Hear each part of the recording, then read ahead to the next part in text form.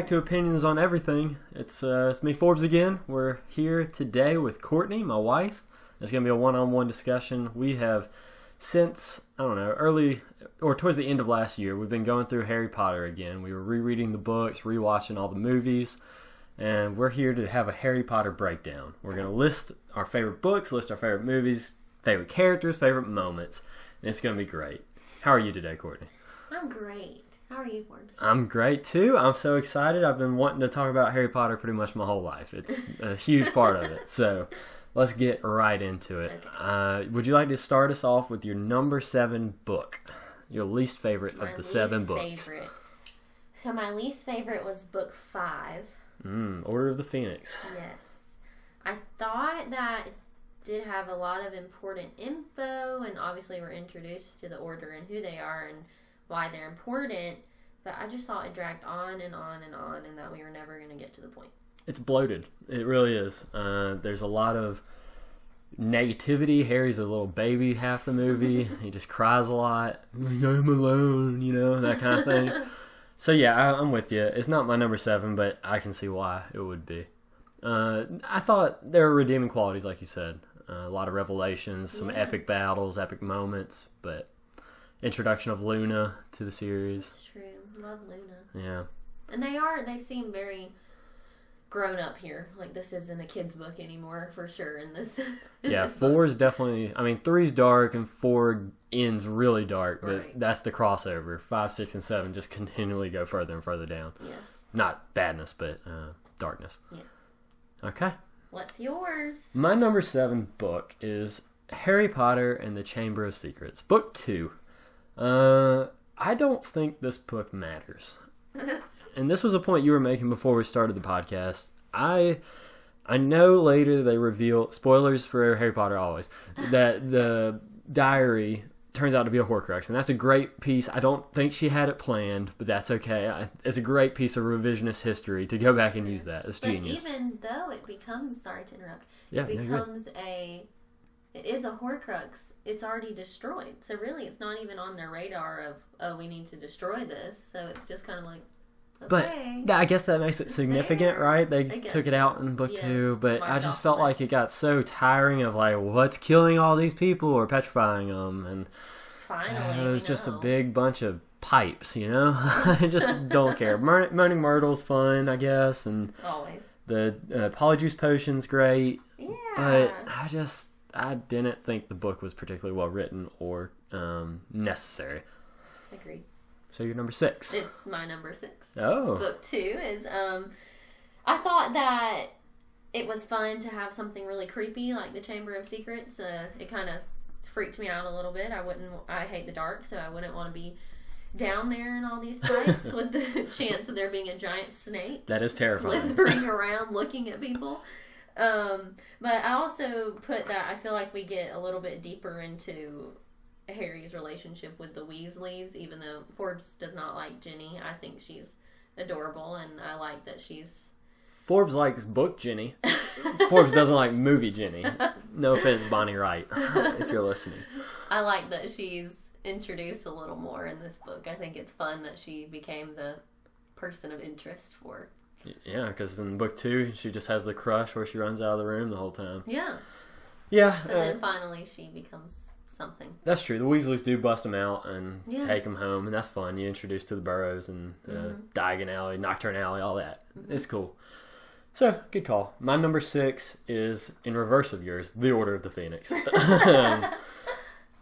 It is purely higher because of the entire scene at the Ministry. I think there's some really interesting concepts they're working on, whether it's time or love or death. There's like 3 separate rooms as they're going through the Department of Mysteries. That's fascinating that they're studying that as a form of magic. And I think that's really interesting. I'd love to know more about that. And then Sirius Death hits like a freaking hammer, and Dumbledore and Voldemort's duel is dope in the book, at least. The movie's cool. We'll talk about it later, but I think it's better in the book. Now you're making me doubt my rankings. Those are all great things. But that's only the last, 100 pages of the book. The rest is bloated. It is emotional. Let's be emo Harry. I got nothing more to say about it. So yeah, that's book 5. Okay, I guess... Your 5th book? Yeah. 5th book I put as book 1. I thought it was the most perfect and somewhat simple start to this pretty complex series as we continue to go on. I think that even though it is simple and really childlike and fun, that it still does a good job of introducing the seriousness that will come. Not Sirius Black, but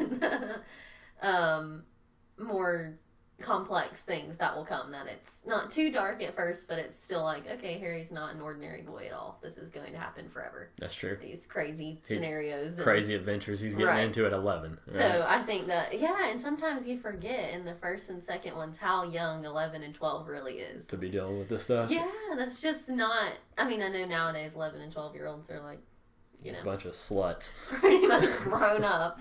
Not sluts. Forgive us. But, yeah, I just think 11 is really young to be going through any of that, and so I think that it's fun that she balances out the seriousness with the childlike nature of it all. Well, here's a shocker. We are totally in sync. Number 5 is the Sorcerer's Stone. It's everything she just said. It's sweet. It's an introduction to the world. It's an introduction to the characters. It wasn't particularly deep with any sort of character development or emotional growth throughout it. It's too short of a book, and it's too childish of a book. A child could read that book, and it would be okay. I think it's simple, but I love the world they built. I love Hogwarts introduction. I love them going to classes, and we'll get all into that more for me in the movies, but I really appreciate what Sorcerers did, but it's not the best book by any means, so I'm going to put it down at 5. It is very short. Yeah. It's like 200 pages, 300 maybe? Yeah. Which really when you get to like the 850 later, it just... Wish you could go back. Yeah. Short days. Okay, so my 4th one is book 3. And for this one, really, my main reason, even though Forbes and I discussed this before, but it's Sirius Black. I just think that he is so likable, even as the evil character that he's portrayed as at first. He's just so weirdly evil that it's he's a murderer in the wizarding world. Like, what a cool thing, right? They can't find a murderer in the wizarding world. It's just really cool, and they build this intrigue about him, and then they reveal at the end that he's a good guy with a sweet heart and loves Harry, and it's so cool. Yes, it is. And that's just my favorite surprise about the whole book, that he ends up being a good guy. And because I was thinking when I read through these for the first time that it was very weird that they were introducing, somewhat of another villain. That Sirius, it was like, we already have Voldemort. Why do we need another? Yeah, but then it was like, oh, well, duh, he's not a bad guy at all. Right. So, but I liked the mystery behind his character at first. And I think that he continues to be pretty mysterious throughout the series. He's always awesome, that's for sure.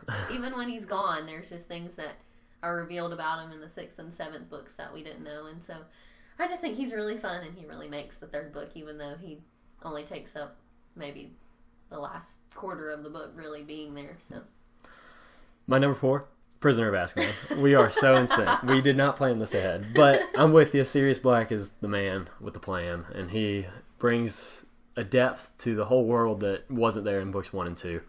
Just this idea of intrigue and mysterious darkness that turns out to be on their side, and then you introduce characters like Lupin, who's another sort of father figure for Harry, best defense against the dark arts teacher besides Lockhart.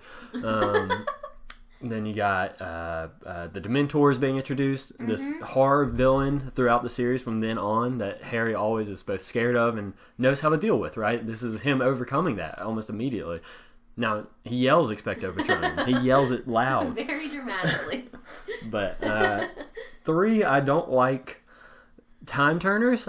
I think it's cool, but it's cheating. And if they actually, they use this little throwaway line, they blew them all up in book 5. But once you put a time travel device in the book series, it kind of breaks it if you think about it. So I hate that that's in the book, but the rest is saved by Sirius and Lupin.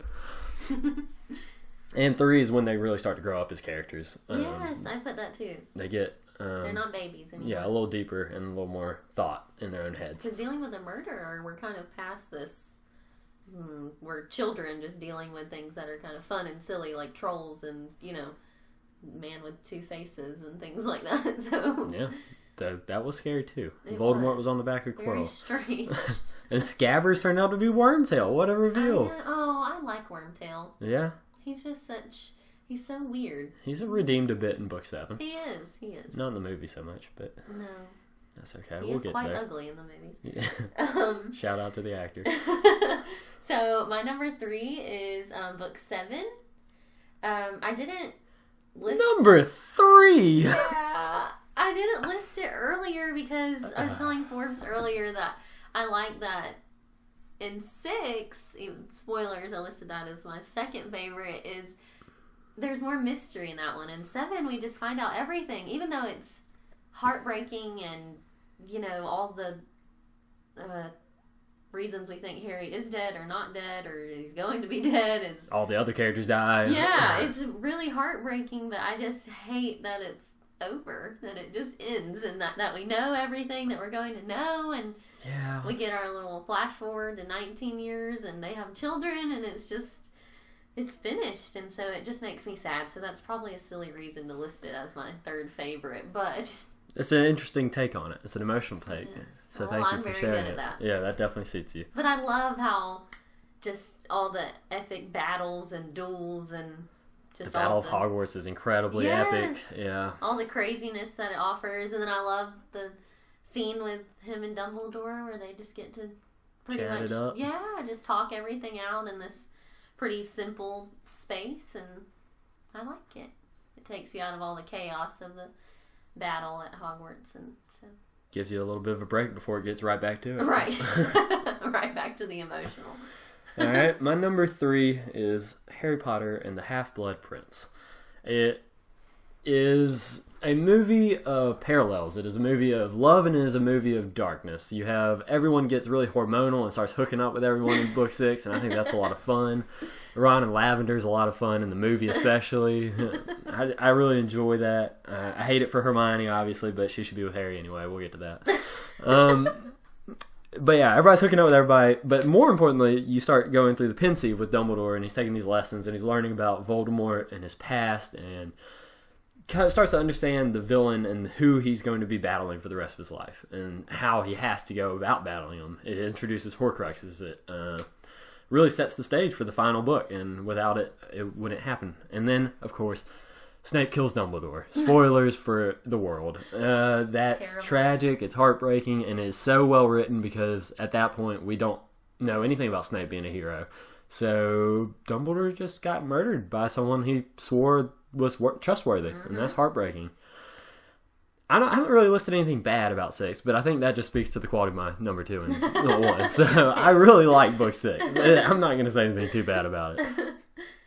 I obviously really liked it too. It's my number 2. I agree. I loved all the memories and knowing why Voldemort is so terrible. Going through the series up until this point, I really thought she was going to leave us hanging of why he was so bad. Just, another villain that, okay, he had a bad past and bad childhood, but really he kind of grew out of his bad childhood and then really just started making these terrible decisions and evil choices because he wanted to, not because he was just, a product of his environment anymore. That's an interesting take. You don't think all of his evilness was based on his abandonment as a child and his situation with the orphanage? Or you think he was born slightly evil, slightly corrupt, with Slytherin's bloodline? I mean, it makes a little bit of sense. I think that's an excuse that we even use in the real world, that it was all because of his terrible childhood. But I really think that after Dumbledore rescued him, in a sense, from the orphanage, that he had a choice to be good or bad. Even though he was put into Slytherin, he didn't have to, make such... I know they all kind of make terrible choices, but not that terrible. He was really the start for these later Slytherins that ended up being Death Eaters and things like that. So I just think that he could have chosen to be better. But I like that we know why he didn't, or why he was so angry, and I don't know. At what point should Hogwarts just get rid of Slytherin now? I mean, with the exception of Snape, what good has ever come out of it?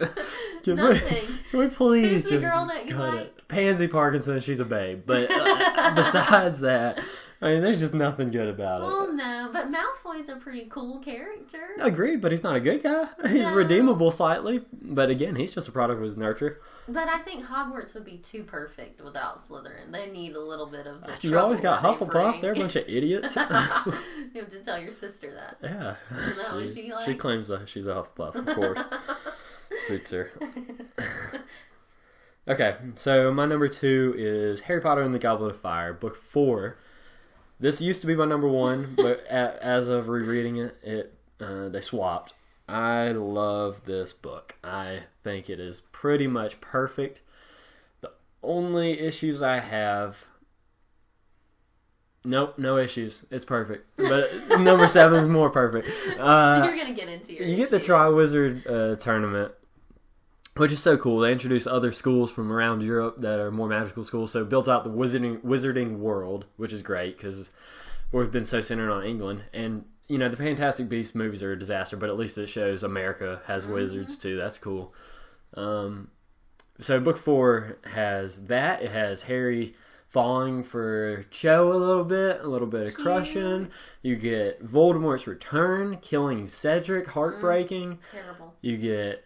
Oh, gosh, so many great moments of him going through the dragons and the lake. Though, you know what? I'm going to say I don't like the lake.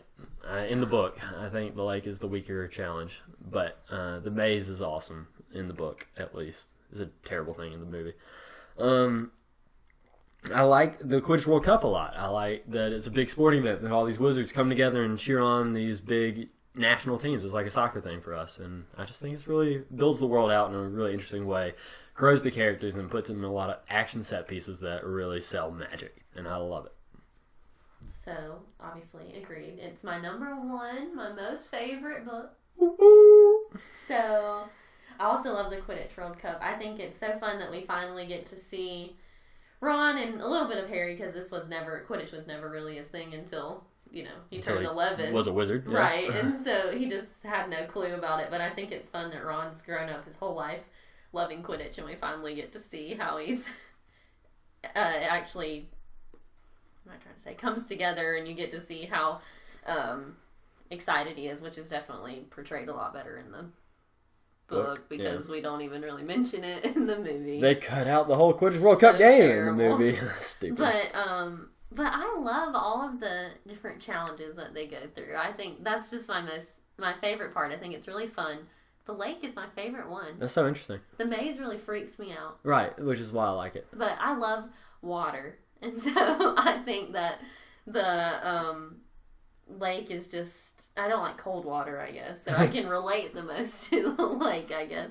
But I think that in the books, she just does such a great job of going into detail of, like Forbes was saying, the maze is not the greatest in the movies, but in the books, all of it is just all so the challenges detailed, are good. and we get to know a lot about them and what goes into them and all that. And what else do I like about 4? I think, you know, I was just reminded Mad Eye's in it, who's a great character, but then you also get the twist, just like in book 3 where the twist is Sirius was actually a good guy, right. You get the twist that Mad Eye's actually a bad guy.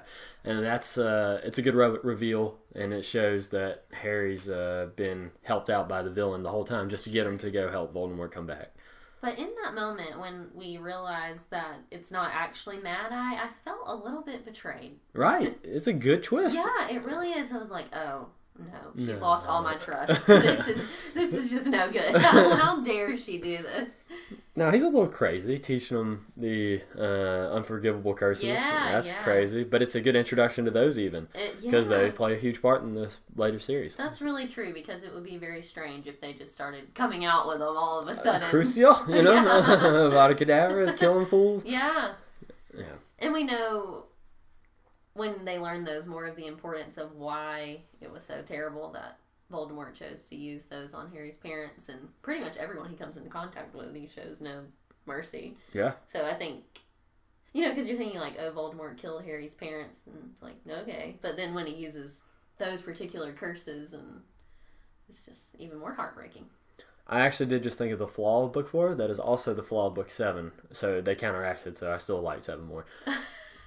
Ron's a little tool bag in both. Oh, and leaves them in both times. And he does. He just got to get over himself and get over. What was his dealing for? He was jealous that Harry put himself into the goblet without telling him, which he didn't. And it's just Ron is just so hard-headed. He's just jealous. He's got this bad jealousy problem. And I get it. Harry's awesome comparatively. Hermione's pretty perfect, so you had to have one that was just a bad egg. Yeah, Ron. And that's why he's on the bottom of my character list. Poor guy. Yeah. Okay. All right. So my number 1. Okay. Harry Potter and the Deathly Hallows. We already talked about it a lot, but just to speed through it all, there's a lot of really sad deaths. You got Hedwig, you got Mad-Eye. What? So Hedwig, Mad-Eye, Fred's ear, George's ear, one of their ears, and then the other one dies. And then Tonks, Lupin, Lavender in the movie. I don't know if she died in the book. The Creevy brothers. Yeah. That's sad. Gosh, everyone dies. A whole lot of death. Not Neville. What a guy. He just comes flying in with a sword. Hero. But you get a lot of emotional depth there, and then you have this Horcrux hunt. And yeah, the 7th drags a bit in the middle with the woods, and that does hold it back for me. That is a second flaw. But the feeling of closing off Harry Potter, the perfect ending to me, that Harry was a Horcrux, what a reveal. It does villainize Dumbledore a little bit in my mind, but we can talk about that later when we discuss characters. But I just think that what a close, the Battle of Hogwarts and Harry finishing off Voldemort and becoming the hero of the people. And I love that book. It's a good length too. It's long. It's incredibly long, but it's not 5 long. Yeah, 5 is too much. Is it 5 that's the longest? 5's the longest. 4 and 7 are the very similar length. Okay, I was going to say, one of them is up there. So that's our books. And now we're going to jump into movies. And we're going to go through all 8 of them, not counting Fantastic Beasts, because that's not a Harry Potter movie. That is a disaster. And Courtney's going to get us started with movie number 8. It's my least favorite. Least favorite. So my least favorite was 2.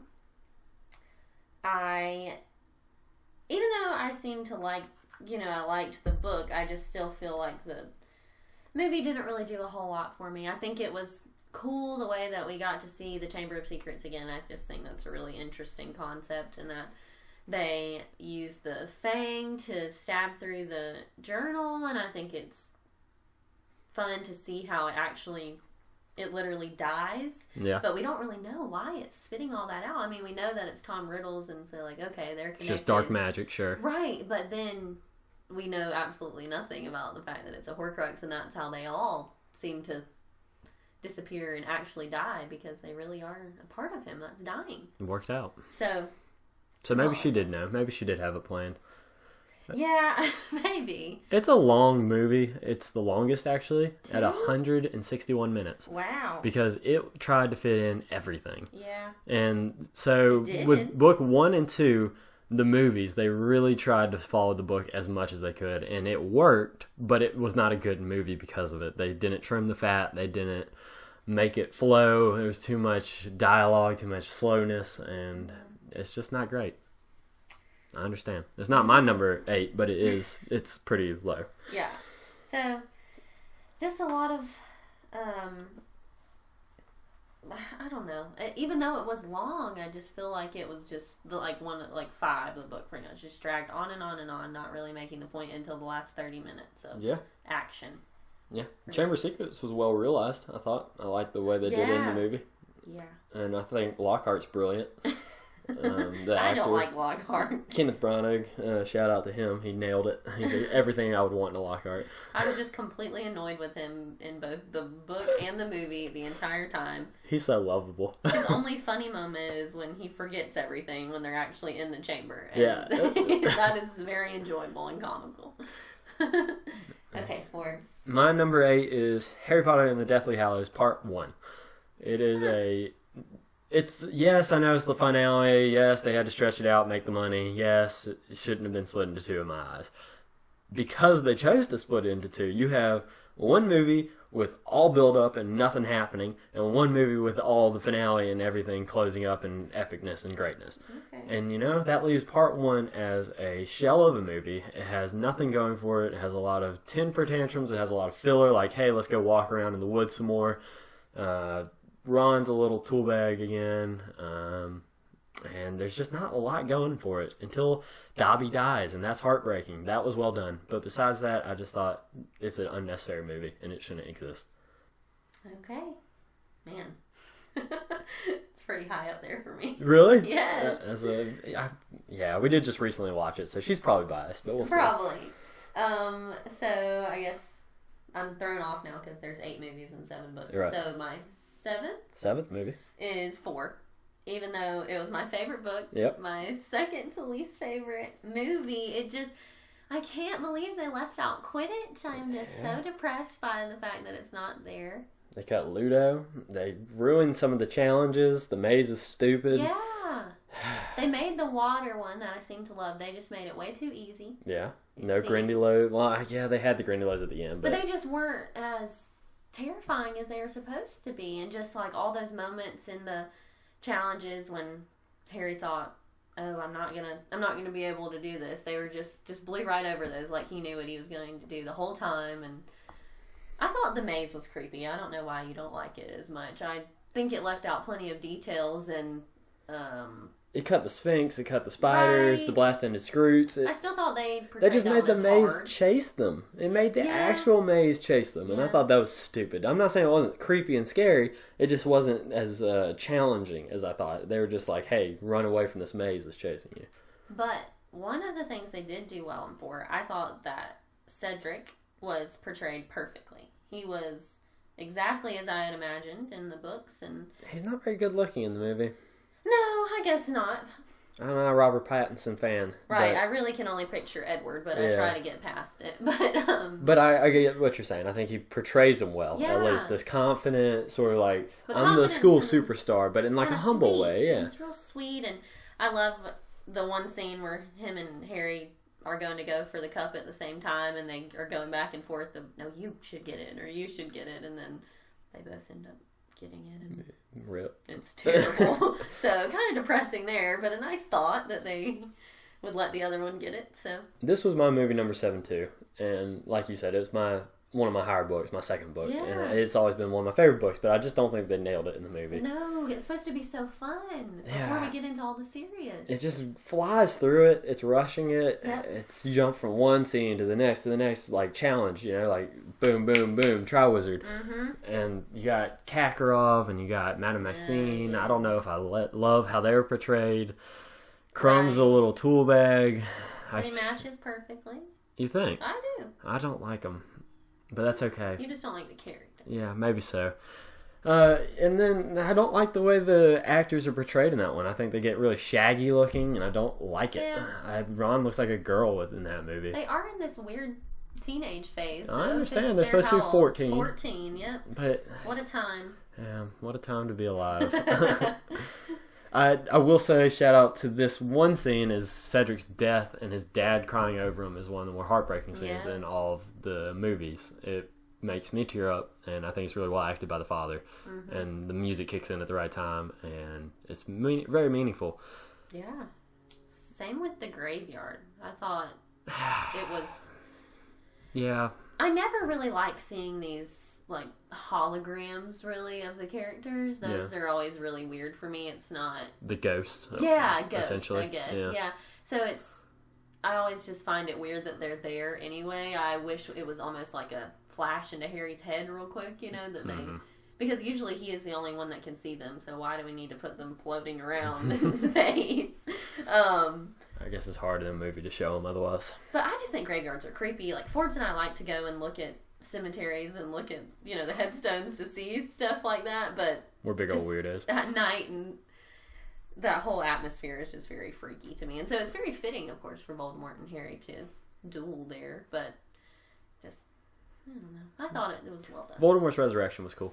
Yeah, very weird. Shout out to Voldemort's actor, Ralph Fiennes. He kills it. Throughout the series, he plays Voldemort exactly how I imagine Voldemort. Mm-hmm.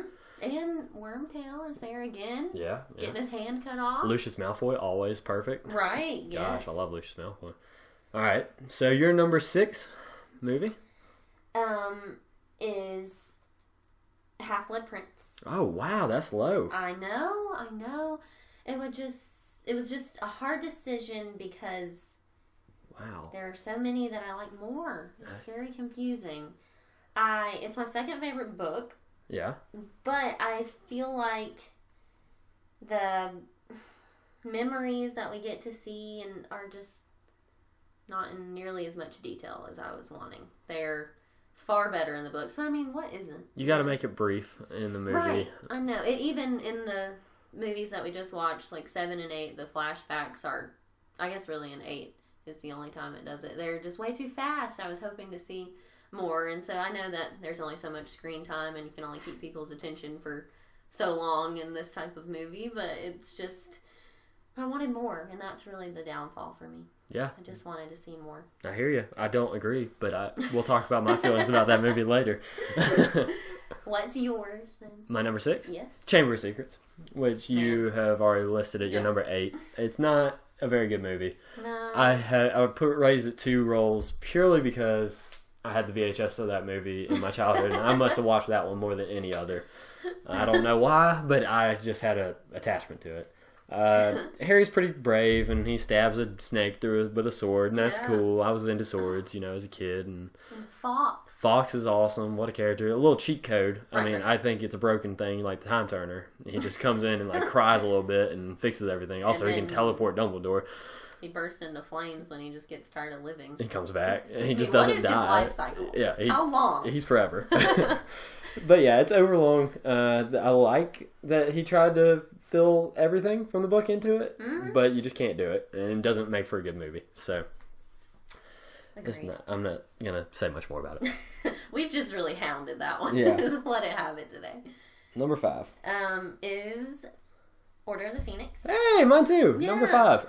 I just loved seeing. So when all the members of the Order come and rescue Harry from the Dursleys, that's just so fun. It is. It's cool. I love it. I love seeing all them together, and I love. They don't look anything how I had imagined. No. Not even Kingsley. No, definitely not Kingsley. He looks like the Sandman to me. I don't know what that means. Visits you in your dreams. Like in the movie or in the book? No, he... Like in your head? No, in the movies, he looks like... Weird. He just has on a nightgown and is sleepy. I don't see that. I just can't get past it. I want to say I'm relating it to the Sandman in one of the Santa Claus movies or something, and so I just can't get past it.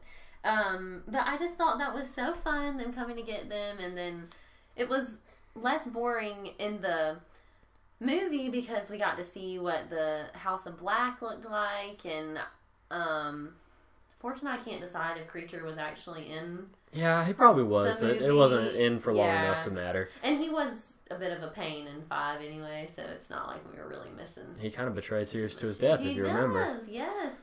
But I just loved seeing the house, and I think it was perfectly well done in the movies. It looked exactly how I imagined. And what about the duel? Voldemort, Dumbledore, was it good in the movie? I think so. I think it was cool too. Yeah. It wasn't as good in my head as the book. It never is, but it did fine. It wasn't bad. And the ministry is just... It's not at all what I pictured. No, it's so dark. It's so dark. I'm imagining more of like a Colosseum type look. Like lighter stone and things like that. And so modern. Like black tile and all but almost like green hues kind of around. It was very weird. Now, when we talked about the book, we somehow forgot to mention that Dolores Umbridge is in the book and the movie, and she is the second best villain of the... I mean, Bellatrix is a villain, but Bellatrix is like a side character, a side supporter. Oh, she's horrible. Umbridge is every bit the second villain of Harry Potter. She's infuriating. And she's so good in both the book and the movie. I thought she was kind of nailed in the movie. What's her face? Imelda Staunton. Yeah. Okay. That's the actress's name, but she was awesome. Yeah, she was like even the perfect height, like plumpness or... Yeah. Evil. She was just... I think it's fun to have a villain like that that's just not downright rude and just cruel all the time. I mean, she is cruel, but she puts on this front that she's not. Yeah, I think she might be more evil than Voldemort. Yeah. It's just a very different kind of evil. Strange. I love that she wears pink all the time. And like has she's her just little a cats lady. and their bows. I like that they still acknowledge that she likes to be a woman. So. Yeah. But I do forget about her. I don't know how. I don't so know terrible. either. Yeah, that was a failure on our part. But yes. Now, something about the fifth book, this is the first time David Yates directs, and he directs the remainder of the movies. And so he does a fine job coming in and taking over. I think the duel's awesome. I think Sirius's death is not well handled to the point I would like, but I like Harry's reaction to it. Yeah. I just don't like how he died himself. The duel in the scene with the veil was cool with everybody, but I hate that they chose to make Death Eaters be able to just fly around like that. Oh, that's just not true. So it's stupid. a Voldemort thing. And Snape, but yeah. You're right. So that's pretty much it for Order of the Phoenix. Yep. Number 4. Movie 1. Part 1? Yes. Okay. Wait. Deathly Hallows Part 1 or Sorcerer's Stone? Sorcerer's Stone. Oh, okay. Yes. Sorry, I'm not saying the names. I'm counting on you to say them. I gotcha. I just love how they look like little babies. They are children. It's just so adorable. Obviously, right when I saw it, I wasn't thinking that they looked super young because I had no idea what they looked like older. But now, just looking back, it was just the cutest thing. Yeah. Like, Ron is just the cutest little redhead. And Hermione and Harry are adorable too. they are. Hermione's hair is just so fluffy, and they just look so naive, and they just have no idea what's coming for them. And I'm just biased to baby Ron because Forbes has red hair, and so I just am relating them. It's such a light-hearted movie compared to the rest. There's really not much darkness until the very, very end. Right. I mean, the troll's scary, but it's not. It's played for silliness. He stabs him in the nose, Like, it's kind of... I think really adorable. the chess scene's great. Oh, I think that is so good. Snape is a sort of intriguing villain already. He's Alan Rickman, shout out, Rip, also Rip. He kills Snape from day one, and you know what? This movie's way higher for me. We'll get to it, but let's give them some credit for the cast. This was the first one, and they cast a role for everyone that just pretty much nailed it. I mean, for the most part, I don't have an issue with the cast of Harry Potter, and they were able to succeed in the first movie.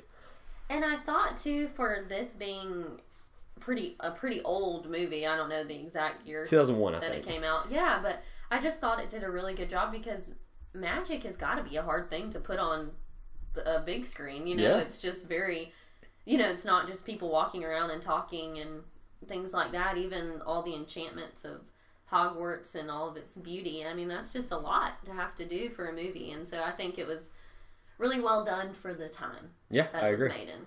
So it's impressive. Yep. Well done movie. All right, Forbes. Number 4, Harry Potter and the Deathly Hallows Part 2. What? Low. It's so epic. So epic, but they missed the emotional beats.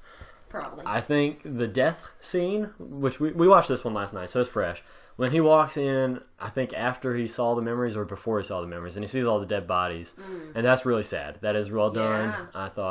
I mentioned to her yesterday that they showed Lavender getting eaten by Fenrir, and they showed a covered dead body, but they have Pravati and Trelawney over her, and so that's Lavender's body, and that's sad. Yeah. And you got the Weasleys. Ron does probably the best acting of his career, crying over Fred or George, whichever one dies. We're pretty bad. But I just think they nailed the Battle of Hogwarts. For the most part, I think it's too many people. I don't imagine it as that many people. They just went for scale rather than intimacy in the duels. I don't like Miss Weasley as an actress. I don't think she does a great job, which is weird to say, but I don't think she does a great job in this action moment with Bellatrix. Bellatrix is perfect. Bellatrix is everything she should ever be. Helena Bonham Carter is awesome. But part 2, I just think Harry killing Voldemort is not well done. I think Voldemort's death is anticlimactic, and I think them falling and fist fighting for 10 minutes was weird. So weird, and we're flying. And he hugs them, and they just start flying around Hogwarts. Their faces combined, that was strange. And Malfoy's hug was weird and off-putting. And there's certain choices that were made that hold that movie back. Gringotts is a fun action scene. The dragon was really well done, but then you go straight to Hogwarts, and that's the rest. Yes, it's the end of it all. Yes, that's really sad. I think I teared up at the end of the movie. But looking back with a critical eye now, I don't see it as one of the better movies. Okay. So, that's my thoughts. I'm not going to share because it's that's still fine. up there. You're probably number 1 or 2. Right. Number 3? Yes. Yeah, number 3. Is 3 for me. Prisoner of Azkaban. Yes. I love seeing Sirius as in the flesh, and Gary Oldman's perfect. Yes, he just kills it. He really, really does. I think that he skip past the part where we're really mean, serious Black, but more loving and fatherly. Yes, he just does such a great job of stepping into that role, like almost immediately once it's revealed that that's who he is for Harry. And I just think it's a really beautiful moment when we finally know who he is. And I love this is Shrieking Shack, right? That's in the yeah. In the tree, pretty much. Yeah, Is how you get Whomping to it. Willow. I think that's really fun how they portrayed that, and just how we actually got to see them crawl through it and appear in the shack and all that good stuff. And then I really like. I know it probably only flashes to it a couple times, but actually seeing Azkaban, I think it's really cool and terrifying, creepy looking. Yeah, and just in the middle of the ocean, it's very strange with all the people there that are just crazy and out of their minds. I think it's really fun to just see little glimpses of that, just to creep us out a little bit more. So. This is my number 3 as well. Alfonso Cuarón directed it, and this is considered the best movie by film critics. You always tell me that. It's very weird. It's just his look, his vision, and his feel is so strong in this one. He has this idea of how Hogwarts should look, and it totally changes it from book 1 and 2. Book 1 and 2 are friendly, kid friendly, like this is a fun castle, and then it gets dark and gritty. To say, it's very dark, almost gray the whole time. He's got all these setups. The night bus I hate in the movie, but that's annoying. The Dementors are terrifying. That was well done. Yeah. I think we watched Nerd Rider's video, which y'all should go check out. Nerd Rider, he's a great YouTuber. And he talks about how they isolate Harry so much through the movie, and that's all done to the director, his camera work, and how he chose to show that Harry is growing apart from everyone else because he is this chosen one. He has to be alone. He has to do this by himself. Right. Yeah, he has Ron and Hermione, but it all comes down to him. And that's it's a good setup. And you get Lupin in there, who's great. The actor's great. David Thewlis. Yeah, there's a whole lot of revelations about that Wormtail betrayed the parents, and Sirius is a good guy, and all sorts of stuff. Yeah. And there's werewolves. That's cool. That's what I was going to say. That's such a great thing about Lupin, is that he opens up this whole, just another world, that there's more to all of this, like, wizarding world than just wizards and witches, and, we just find out, werewolves are everywhere. Creatures. There's a lot of people that are werewolves, I guess. Yeah. So I just think it's fun that he comes in here and kind of changes our perspective a little bit on who's who. Don't like the design of the werewolf in the movie. Oh, very weird. Like very bony and skeleton-like, but it was still too human. Yeah, a little still creepy though. So I'll give it some credit. Yeah, it goes with the whole vibe of the movie. It seems, but. And this is borderline Emma Watson reaching attractiveness, so that's always important. Thank you for not saying hot, as usual. So, she was like 13, portraying a 13-year-old, so I can't say hot. But then, my main nitpick, besides the time turners and the night bus, is Richard Harris played Dumbledore in 1 and 2. He died. Michael Gambon, I believe. Gambon, I'm not sure how you say his name. He came in for the rest of the series, and I never liked him. Not once throughout the series. He's just mean. He's mean. He's physical. He's not very thoughtful or thought-provoking. He just comes off as not fatherly, not wise, not mentor. I don't like him. He looks great. Yeah, he's got the great look. He just doesn't have the... Yeah, it's almost like he's there just filling space. Yep. He's not really this emotional person that Dumbledore is supposed to be. And I'll give him credit. He puts a very different vibe on the character than Richard Harris did. That's not what we want. Yeah, I just wanted Richard Harris. He was so sweet in book 1 and 2. And he was so wise, and I felt like I could listen to him for days. He was a true Dumbledore. Yep. So, sad. But that is a bummer. Number 2. Okay. It's Deathly Hallows Part 1. Part 1? Mm-hmm. Oh my goodness. You're going to go part 1 and part 2 for number 2? Yes. You're just saying that because we just watched it. No, I don't think so. Part 1. Okay, let me just get my pretty basic thing out of the way. Even though it doesn't show it all, I love weddings. And so I just think it's so fun that we got to see part of the wedding, and then some of the characters that were there, like Zeno and what's Dumbledore's friend's name? Oh gosh, Diggle, something like that. Elphius Doge. Okay, great. Yeah, he looked great, and I liked hearing him talk just a little bit. I know we didn't spend a lot of time on him and all that good stuff. And then the other lady, Aunt Muriel, yeah, she's crazy. And so I just loved the whole like dynamic there, just kind of fun and silly, and then. I thought that the part of it that I didn't like is how they were warned at the wedding. You didn't like the way the Patronus came in and said they're coming? How'd you see it? He said the Patronus, right? Mm-hmm. And I just saw it coming in the middle and everyone being like, okay, what the heck was going on? It seemed like it took a lot longer to get everyone's attention. In the movie for me, and I feel like even if we were at a wedding, I would just be immediately intrigued by, okay, what is he about to say? So anyway, I liked the wedding a lot, but I loved the tent and how they were just completely alone, that they were truly grown up here, that they had to, they stayed in the House of Black a little bit and then in the tent and like traveled around pretty much but it did drag just like the books, and they were, just trying to escape this and that or whatever, just little threats that came up along the way. But I really liked it, and I liked how pretty it was. We got to see a lot of beautiful landscapes. Yeah, and I am a sucker for that. I know. But that was a Lord of the Rings desire, not a Harry Potter desire. I could see myself reevaluating my answers. Maybe so. And moving them around, maybe when I'm a little less biased, but I'm just all in my feelings about Harry Potter. I think the first hour of that movie's good. With the wedding, with his escape, with the chase scene of the 7 Harry Potters. I think they did a fine job with that. Hedwig dying was terrible. Sad.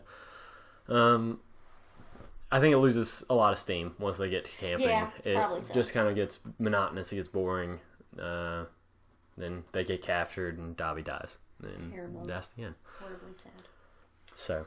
Okay, well, what's yours? My number 2, Harry Potter and the Sorcerer's Stone. Aww. Isn't that sweet? That is sweet. So, let me give you my reasoning why. Okay. It's not the best movie. It's not even a particularly good movie. But what it does that the book can't do. Yeah, the book builds the world. It shows the world. It makes it feel real. It makes this happy-go-lucky school where a place I would want to be. That's what I like about the first movie. It is sweet. They're going to classes. They're learning new things. They're making friends. They're wearing wizard robes. They move away from wearing wizarding robes as the series goes. But I like that they're all there in their little black robes. And they're all a bunch of nerds.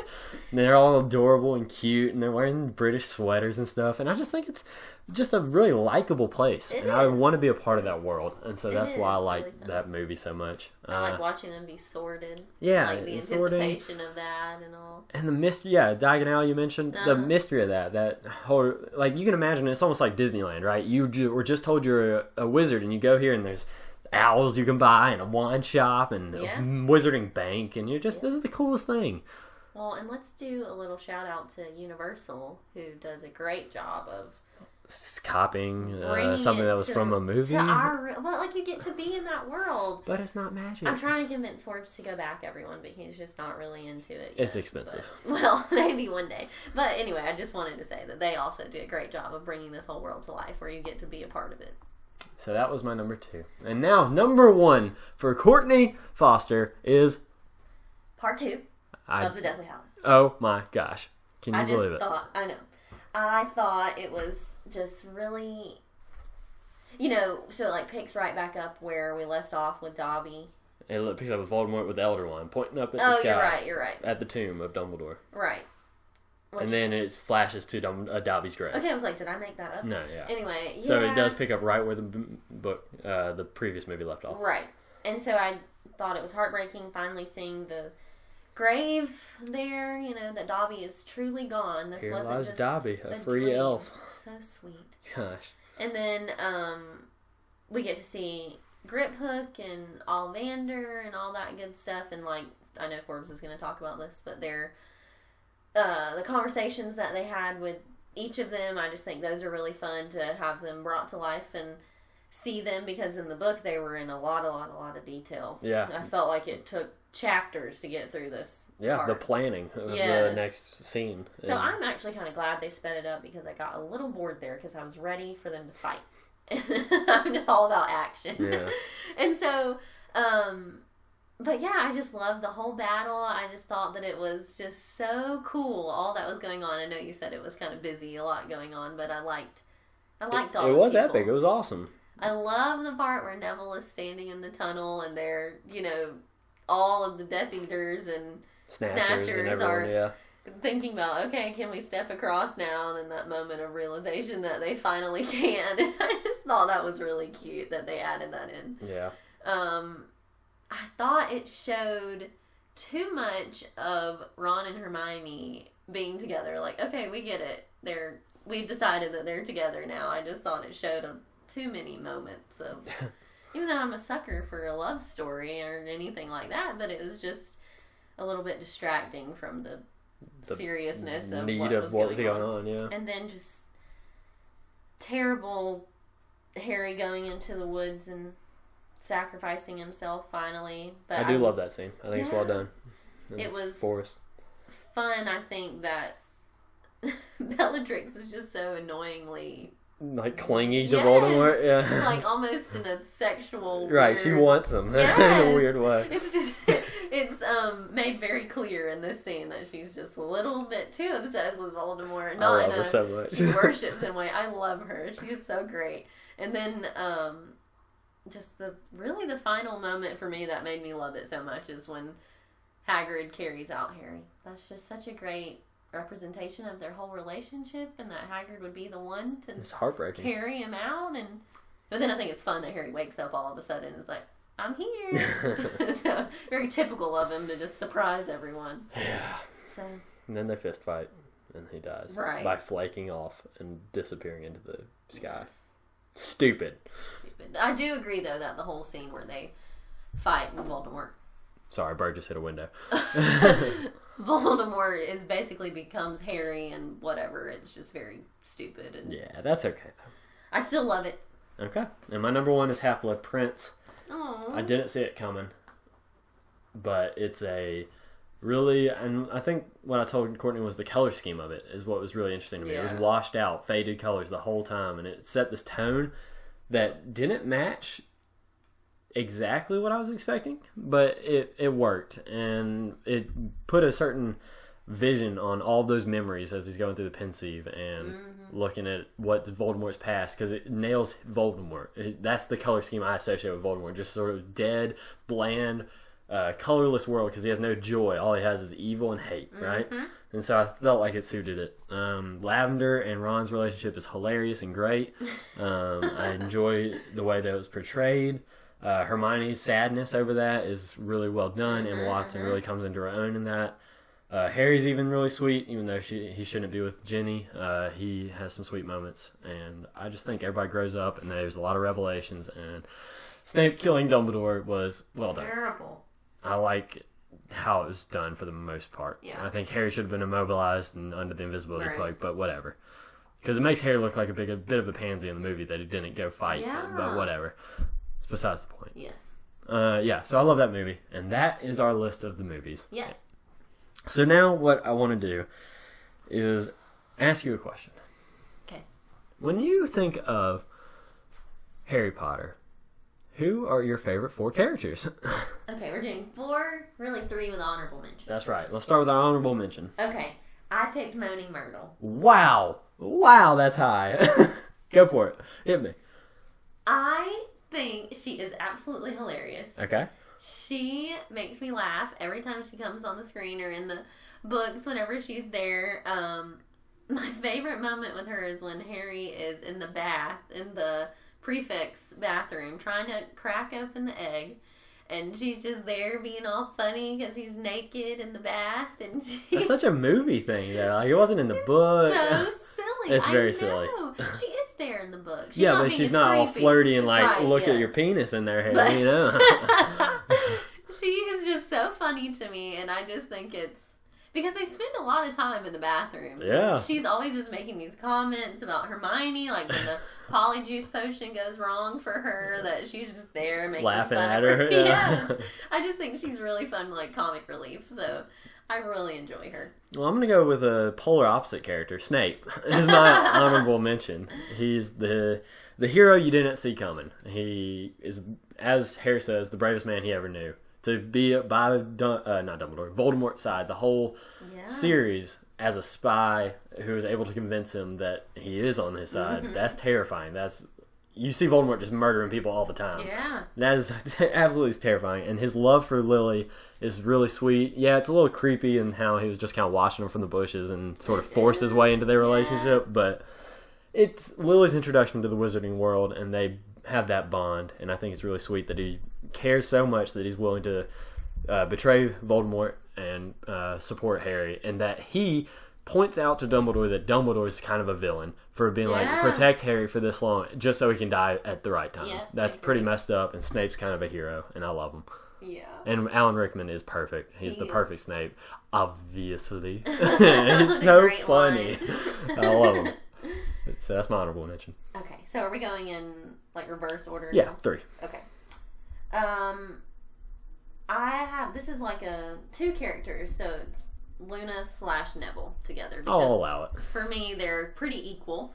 You know, sure. Comic Neville relief characters there. In a sense. Yeah, but Neville was there a little bit sooner, and I just feel like they were so loyal all through the whole story, that they were always there. Good-hearted. Yes, just good people. Even though Luna's dad is crazy and she doesn't have a mom, and she's crazy, right? Like he's because she's a product of her buffoon, right? It just works. And all of what's happened with Neville's parents and everything, Bellatrix he just still chooses to be wonderful and supportive of Harry Potter, and I think that's really great, because I think Neville could just hang back in the shadows and hope that doesn't happen to him too, but he chooses to be bold and be there for him. Which is why he was in Gryffindor, despite being sort of a scared little kid at the beginning. Yep. Man, he shows why he was there. Yes. And I think that development is really well done. Yeah. Okay, my number 3, Albus, Percival, Wulfric, Brian, Dumbledore. Why Brian? Why'd she have to go and do that? That's hilarious. Who in the world is he named after this? Brian. It doesn't matter. It's ridiculous. With the caveat, book only. I don't like movie Dumbledore past movie 2, as I said. Right. Poor guy. Yes, Dumbledore is sort of villainized in the 7th book and movie. Like I said, he's kind of selfish. But I think he's putting on that persona to Snape, knowing that he believes that if Voldemort kills Harry with Voldemort's soul inside of him, that Harry will still live. Right. So he can't tell Snape that, but he believes that, and so I'm going to cut him some slack and just say he thought Harry was going to live regardless. Right. And man, what a mentor, what a wizard, what a friend, what a guy.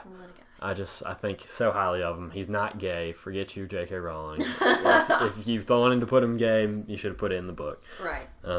Yep. Not that, whatever. I love what he's able to do with his wand, his magic. He's incredibly talented. He has Fox. He's so wise. He has all these little sayings of inspiration to Harry throughout the series. And he's the best. He is the man. He is really great. Number 2. Bellatrix. Ooh, Bellatrix Lestrange. Yes. It's not really like me, I feel like, to choose a villain as one of my favorite characters. I'm proud of you. Yeah, Forbes is rubbing off on me a little bit that you don't always have to choose the good guy. But she is just so evil. I told Forbes. She's just crazy. Yeah. She just is, and I love her obsession with Voldemort. It is so funny to me. It really is. It just makes her, she pulls out all the stops for him. She doesn't care how terrible it is. Nope. And even her, torture of Hermione, our sweet, precious Hermione, even though we love her, I just think it's so fitting for her to do something like that. And with a knife, not magic, just cruel, awful thing. Just so terrible, and I just think that her whole look, it's just so crazy and all over the place. She doesn't care, and she's hot. She kills it. She is. She is just so ruthless, and she scares me. I would not be her friend. Exactly, she's terrifying. She is. I will say one thing I really liked about part 1 of Deathly Hallows movie is the torture of Hermione. They show it, and it was her carving mudblood into her arm, because that's a parallel to what they did to the Jews in the Holocaust with the labeling of a number on them, right? Mm-hmm. And I thought that was really a nice parallel that they decided to add that. Yeah. But that's besides the point. Bellatrix did it, so. She's great. Okay, number 2. My number 2 is the polar opposite character, again. Minerva McGonagall. Oh. She is the sweetest, most loyal, just kind.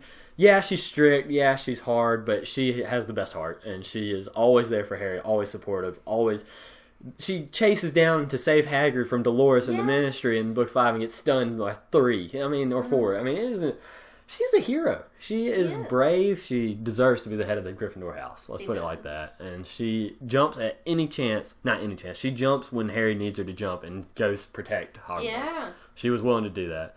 And then she was also sweet and was like, it's really good to see you, Harry. Yeah. And I'm like, oh, gosh, Potter, sorry. But yeah, it's so cool. And I love McGonagall. And I think the actress who, gosh, what's her name? Maggie Grace? No, Maggie Smith, I think. Anyway, she's awesome. She nails it. She does. Strict, uptight, and just great. She's almost grandma-like, but then, like, the cool grandma. You know, she's so sweet. She's so sweet. Okay. All right. Number 1. What you got? I chose Voldemort. Oh my goodness. I know. Who am I? Look at you. I know. He is just... So, I have this, like, love for the Joker that has From the Dark Knight, come out recently. And I just think they're really similar in that they're just so... Like, in the Deathly Hallows Part 2, Voldemort is just so giddy with joy of evil. Yes, it's just so weird, and I just love that he, I don't know, completely embraces this terrible, dark life that he lives, and that he doesn't want to change. All about it. No, and no regrets. No, and I love that about how she chose that for the villain, that he doesn't have any remorse at all for anything that he does, which is terrible. I would hate to know him in real life. He's not a redeemable villain. No. He's just a villain. Not at all. I mean, I guess he has a couple moments of, he was an orphan, or, you know, his parents were terrible and all this good stuff, and his mom was really sad, her whole situation with her dad. Yeah. Anyway, but I just love that. That's what really, you know, settled it for me on who was my favorite at the last moment. And he is just so happy and he's like bouncing around in the kind of laughing and just smiling. The thought of Harry Potter being dead just brings him the most joy he's ever had. It's so funny. And so I really love him. Ralph Fiennes did an awesome job. They took his nose away with some magic and crazy. Really impressive stuff. Where is his nose? Well, you're gonna have to ask Do we know them. why it's gone? He looks like a snake. He's got I guess so. I don't know. I guess so. But I mean, even though he's the villain, and obviously him doing this to all the Horcruxes makes the story, but I just love that he's like arrogant enough to want to like put himself into multiple different objects to keep him alive. Like, I'm so good. I got to stay alive. I'm gonna live forever. I'm that good. Yeah, and so I just think it's really fun. All of his reasonings for his evil. He's an arrogant son of a gun. I love him. Okay. You already know it's coming. Shout out to my girl, number 1, Hermione. Aww. Hermione Granger. She's hot. She's smart. She's perfect. She's the perfect girl. Alright, that's it. Yeah, I mean, the mistake she made is marrying Ron or being with Ron. Yeah. What a disaster. She should have been with freaking Harry. I don't even like Harry, but he's a better character than Ron. Come on now. But she is always there. She always knows what to do. She's the genius. She's brave. She's just... Without them, the whole group falls apart. Yeah. She has the wisdom and the knowledge to get them through all their hard times, and without her, they'd be lost. Yeah. And I love that she's a Gryffindor, too. Yeah. Even though, you know, at first it's like, oh, she's just kind of quiet and smart. Yeah. No. She should have been Ravenclaw, right? Yeah, but nope, she's brave. But she redeems herself for why she's a Gryffindor, obviously. So. Yeah, and she's a brat in the first couple books, and then she grows and opens up. Yeah, that's character development. Yeah. They get her to loosen up, and she becomes a fun, loyal friend. Yes. Who Ron does not deserve at all. No. And yeah, that's it. So, that's our top 4 characters, and now let's finish up with our top 4 moments, counting an honorable mention. Oh, okay. These are going to be either from the book or the movie. You can talk about both, but I just want to hear what you took away from Harry Potter. What were some moments that really stuck with you? Okay, you're making it sound a lot more serious No, that's fine. Just things you liked, even. Okay, so honorable mention for me was, I've already mentioned it once, but I just thought it was funny, but also really typical of Harry when he all of a sudden woke up. Like, he's just always... When he rolls out of Hagrid's arms and just runs away? Yeah, that he just is... Even though he's fought all these different characters and Voldemort multiple times, it just shows that he's always coming back for more. And I just think that describes his character pretty well. That moment of him being like, I'm not done. Yeah. So, even though we know he's had this whole conversation with Dumbledore, and we know that he didn't get on a train there, and so we already knew that he was coming back, but I just think it was nice that he sat there for a few minutes while they talked about him, while he just pretended to be just dead. Played it up. Yeah. He's got a little sense of drama to him, you know? Yeah, and I just really liked that. And like I said, I think it just is a really good representation of who he is as a character. My number 4, well, honorable mention. The death of Dobby the house elf. We dressed up for the Harry Potter premiere. Me and my best friend Keith and his wife and his sister and my friend Paul. We all went. And Keith decided to go. This was for the part 2, Deathly Hallows.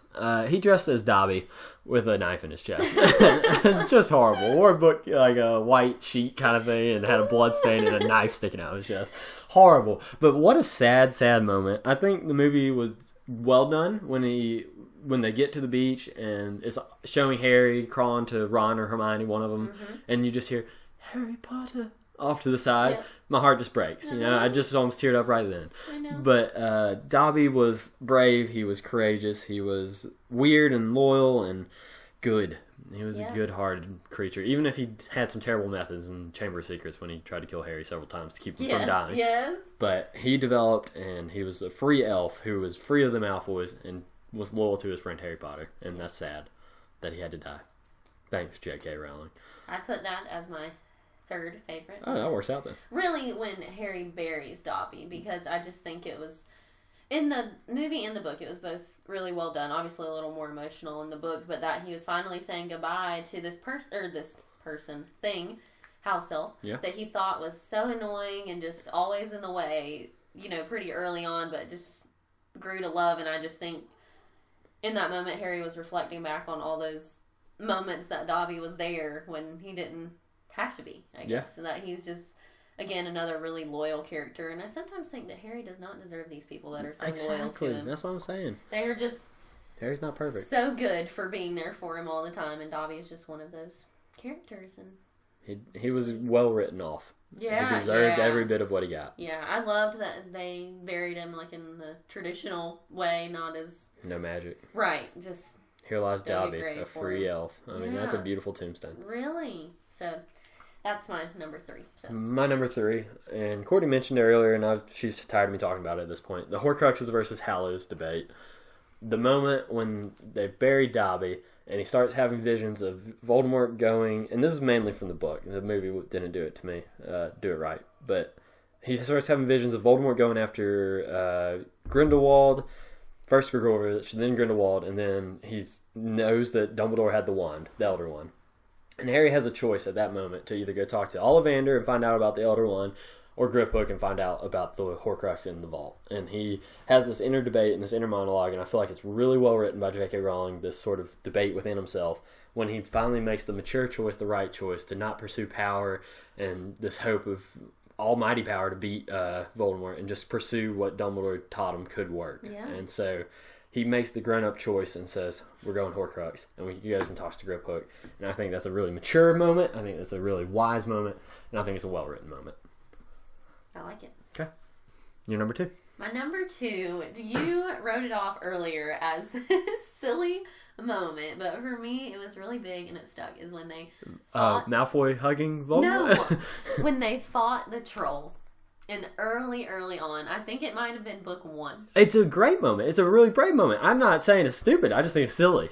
I know. The troll, it's just like so small in comparison to what they will do. Yeah. But I think that's what makes it so cool, is that this is the thing that they really all 3 come together and finish off. It's their first adventure. Yes, and of course Myrtle's there, so that makes it even better. No. She was in the bathroom. No. She was. No, sweetheart. Y'all, she was. Sweetheart, I'm sorry. She wasn't there while they were fighting them, but they were in the bathroom. Yeah, but it wasn't her bathroom. She was there. Okay. She came and watched. It doesn't matter. We'll continue.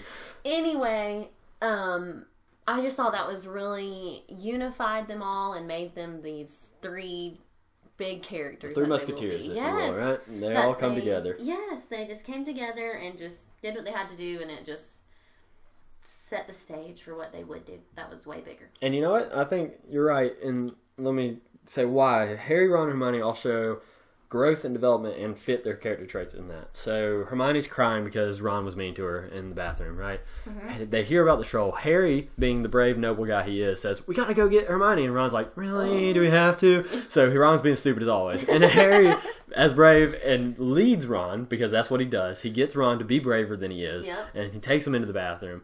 They save Hermione. Then Hermione does something out of character and develops by standing up for them, saying, I went looking for the troll, not them. This is not their fault. This is on me. And they all show growth in that moment. It's just it's a good moment. So good call. Thank you. Okay. Number two, Snape revelation in the Deathly Hallows. The whole series of memories that he gives them, and the revelation that Snape has been a hero the whole time. Yeah. We already talked about why Snape's so great, but I think it's well written. I think it shows his entire childhood and through adolescence and through teenage years, all in a series of memories, all the way up to where Voldemort kills Harry's parents and he sends the dough and all that. And I think it's really well written and shows a lot of growth in a short amount of time. And it's a lot of growth that I feel like was earned, because throughout the series, Snape kind of hints at being a better man than he is. Yeah, whether fighting off Quirrell in book 1, trying to save Harry on the broom, or making... there's several moments where he saves Harry. And he goes to the Shrieking Shack, and he's mad, and they end up stunning Snape, but he protects him. And in the movie, he actually backs him up away from the werewolf and stuff, and that's just really cool. Yeah, very redeeming moment for him. I like that they gave him a great send-off in that. So, number 1, Harry Potter moment. Okay. It's in the beginning of book 1. Wow. Not book 1. Book 7. Oh, we're close enough. My 7 looked like a 1. Oh, at the very beginning, when they all drink the Polyjuice potion and turn into Harry's.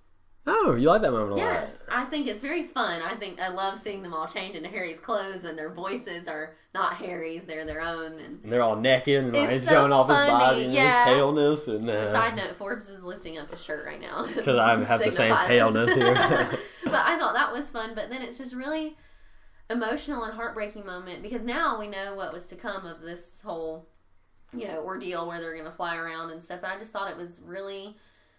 a huge sacrifice for everyone. I mean, I know they were all of age and blah, blah, for the greater good and all that good stuff, but I just thought that... A lot of courage to do that. Especially since Hedwig and Mad Eye die during that scene. And even the people that didn't become Harry, of course, were still riding people that looked like Harry. Yeah. So that was just as big of a sacrifice, and so... Arguably more. Yeah. Because they didn't want to kill Harry. They wanted to kill the protector. Right. And I just think that it's a really... touching moment that they all decide to do that, even though it's kind of fun and everyone's it's silly at first, but then it gets dark, really serious. So that's my moment. Speaking of serious, my number 1 is Sirius. The plot twist we already talked about at the end of Prisoner of Azkaban, that Sirius turns out to be like the best man ever. Yes, he's so great. I don't really want to even talk about it all that much more, but I think Sirius is a great character. I think he is a great father figure, and I think he is there for Harry when he needs him most. Not to mention he sends him a great gift of Firebolt, and that's awesome. And he's incredibly good looking. You think so? Yes. In the movie, Gary Oldman? Uh-huh. Ooh. Really good. You got a weird taste. She also thinks Andy Serkis is good looking in Black Panther. Like the fat old man with the grizzled voice. He's so bad. So it's serious. He's kind of a bad boy. Yeah, of course you like them. Forbes isn't really a bad boy, anyone. Dang. Okay. So that's going to close off our list. Do you have any thoughts you have from going through both the books and the movies in a series of like 3 months? Yeah, it was fast. I know, you probably could have done it quicker. Sure. I get distracted sometimes. I'm not necessarily a slow reader. I just will get occupied by other things. Yeah, other stuff happens. Lose it a little bit. It's okay. But we were talking about this earlier on the way home, that Forbes's history with Harry Potter is a bit different than mine. That as a child, I wasn't allowed to read Harry Potter or have anything to do with it. All that witchcraft. Right, yes. My sweet Mimi believes, and still does, that it's witchcraft. Which it is. But it's not anything that could have ever, become real for me. Yeah.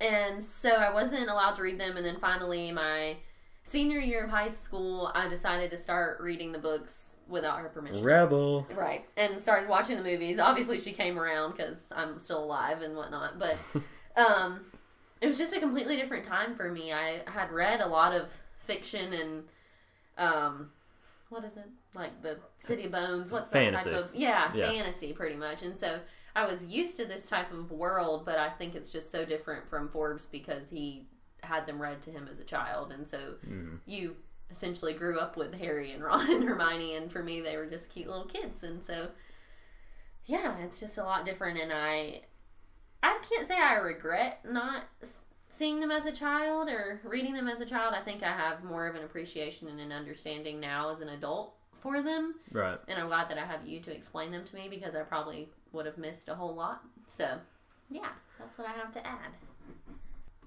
So that's Courtney's history. Now mine is very different, and mine's very much the child of the 90s kind of story. I feel like I grew up with them at the exact ages they did. Like, I feel like I was 11 when either my mom first read it or when the first movie came out. One of them lined up perfectly because I graduated high school when the last movie came out. And so it just kind of worked out for me. My mom read every single book, even the last one, which came out when I was probably freshman or sophomore in high school. So that's silly, right? I sat there and listened to my mom read me a book. And that's because we had committed as a family to her going through and doing it. And I, of course, reread them several times. I think we always joked that I'd reread the first 4 50 times each. But it was probably dozens, at least. Like at least 10, 12, I don't know. It doesn't matter. Really committed. I loved Harry Potter, and so I was never outlawed from reading it at all, and so it's a huge part of my life. I don't love the movies at any point, but I like what the movies did, I like what they accomplished, and the fact that they stuck with this cast the whole time and followed through, it was really well done, and the books are masterclasses in child fiction. Yeah. They're not the best written books you ever had, but sure. She builds a great world and is... very creative. Deserves the billions she got. Yeah. I love Harry Potter. Yep. Really good stuff. Anything else, Courtney? That's all. I appreciate you joining me today. This has been Opinions on Everything. Thank you for listening. We love Harry Potter, and goodbye.